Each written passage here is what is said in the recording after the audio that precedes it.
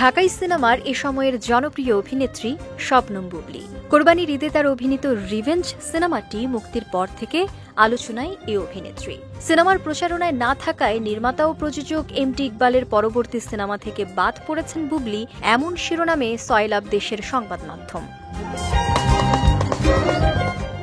বিষয়টি নিয়ে বুবলী বলছেন ভিন্ন কথা।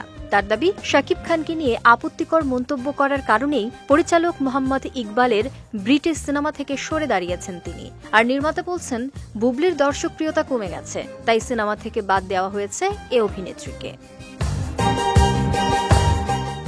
বিষয়টি নিয়ে যখন তুমুল আলোচনা সমালোচনা, ঠিক সেই মুহূর্তে মুখ খুললেন চিত্রনায়িকা অপু বিশ্বাস।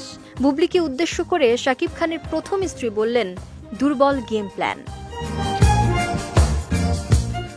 অপু বলেন, নিজে সিনেমা থেকে বাদ পড়ে শাকিব খানকে দেয়াল হিসেবে ব্যবহার করার চেষ্টা করেছেন তিনি।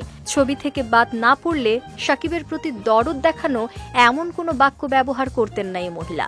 আসলে সবখানে শাকিব খানের নাম মুখে নিয়ে উনি ক্লান্ত হয়ে গেছেন। এসব তার দুর্বল গেম প্ল্যান। ঢালিউড কুইন আরও বলেন, উনি শাকিব খানের সম্মান নিয়ে কথা বলেন।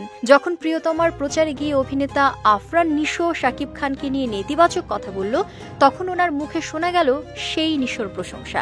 সে সময় কিভাবে শাকিবকে নিয়ে বাজে মন্তব্য করা একজন মানুষের পক্ষে সাফাই গাইলেন তিনি।